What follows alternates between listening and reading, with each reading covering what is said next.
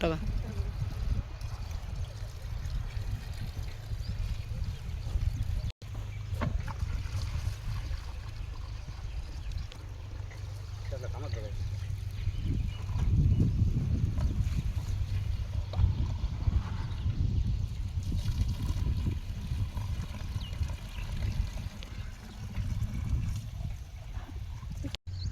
मालाला भाव भेटाव, आमचं कर्ज माफ व्हावं, आम्हाला सवलती भेटाव तर आम्ही जगतो. नाही तर आमचा आत्महत्याशिवाय पर्याय नाही. आम्ही लेकरं बाळ येऊन त्या याच्यामध्ये करू शकतो आत्महत्या. संपलं आमचं काहीच बाकी उरलं नाही. ऊसाला भाव नको, त्यांच्या मालाला भाव, आमचं द्यायचं म्हणलं की भाव नाही आणि त्यांचं घ्यायचं म्हणलं की असं आबाळ कोसळालंय आमच्यावर. 2000ला झाली. बहीण लाडक्या बहिणीचं काय होते, सका भाऊ भाऊ ना ह्यानं दिलेलं झोळीतलं दान काय पुरी होते आम्हाला. आम्हाला आमच्या असं मालाला भाव राहावं, आम्हाला लाडकी बहीण नको ना लाडका भाऊ नको.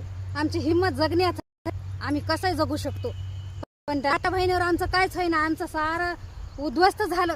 सोनं वाढून गेलं, चांदी वाढून गेली, आमच्या मालाला भाव नाही. काय ना चांदी आणि लाडक्या बहिणी कशाच्या, आम्हाला तर रुपये आला नाही आणि आम्ही घेतला नाही. लाडकी बहीण त्याच्यातच सुखी हो.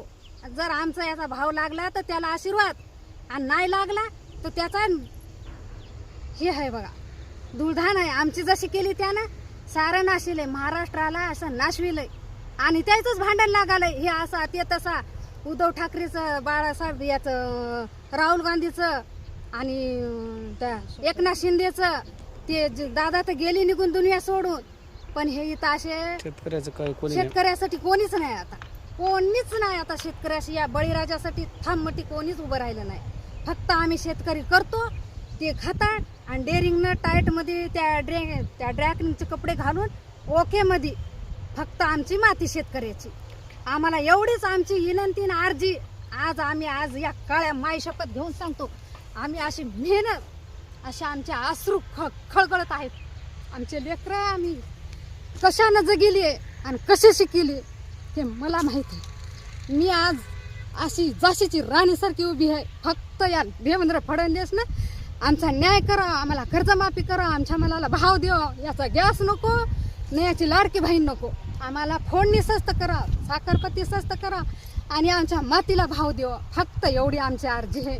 आम्हाला बाकी काहीच नको. दादा तुला हात जोडून सांगतो, फक्त आमची न्याय कर आमच्या लेकरायला आणि आमच्या मातीला, आणि आम्हाला साथ देतो. या लाडक्या बहिणीचे पैसे पुरे होईना. किती कर्ज ठेवले की महाराष्ट्रावर, पोट बोंद्यात नेऊन घालते की महाराष्ट्र. पण या लोकांना कळणं आलंय. आता मी एकली बोलतो, मला न्याय पाहिजे, मला न्याय पाहिजे. आमच्या पिकाला माल भाव पाहिजे. आज आम्ही केळी लावली, केळी गेली, कापूस गेला. फक्त आमच्या पिकाला भाव पाहिजे. आणि मी सगळं सांगतो, मी हे बाया घेतल्या, मला परवडत नाही यायला कामाला लावाया द्यायला.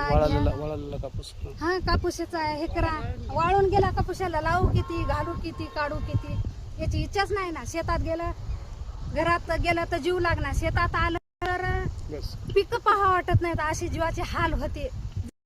रावसाहेब बाबूराव गव्हाणे, कलतगाव, तालुका अर्धापूर, इथे गट नंबर 46 मध्ये कापसाची लागवड केली आहे. आणि फक्त पाऊस 2च झाले चांगले आणि विहिरीला पाण्याचा स्रोत आहे आमच्या.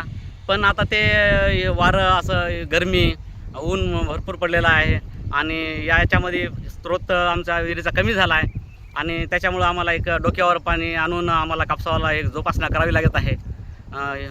आमची खूप अतोनात बेजारी होत आहे आणि याच्या आम्हाला हे पिकाला जीवदान देऊनच आम्हाला हे असं पिकाचं उत्पन्न घ्यावं लागणार आहे. काय सरकारकडे काय मागणी करणार आता हे पिकाबद्दल? या पिकाबद्दल आम्ही सरकारकडे एवढीच मागणी करणार आहोत की आम्हाला हमी भाव आणि कर्जमाफी द्यावं. हमी भाव तर देवाच द्यावा आणि कर्जमाफी का द्यावा याचं कारण आहे की आम्हाला हे शेतीमध्ये काहीच उरत नाही. खर्च, बी बियाणं, रोजंदारी,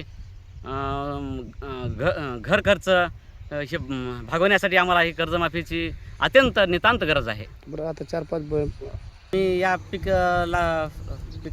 याच्या कापसाची लागवड करण्यासाठी आम्ही 4-5 महिला लावल्यात. पाणी टाकत आणि पाणी टाकण्याचं काम चालू आहे. अगोदर आम्ही खत घालण्याचं काम केलं, तर याच्यातून आम्हाला उत्पन्न किती होईल आणि आम्हाला हे खर्चच आमचा निघणार नाही अशानं. तर आम्ही शेतकऱ्यांना खूप अडचणीच आमचं जीवन आम्ही जगत आहोत. आमचं हे पीक वाढत आहे, याला मी पाणी टाकून याला जगवण्याचं आम्ही काम करत आहोत. या बकेटी आणि या माध्यमातून पाणी आणून, विहिरीचं पाणी आणून आम्ही याला जगवत आहोत. आता सरकारकडे मागणी काय? सरकारकडे आमची अशी मागणी आहे की आम्हाला कर्जमाफी द्यायलाच पाहिजे आणि कर्जमाफी दिली तरच आम्ही आमचं जीवन सुधारू शकतो.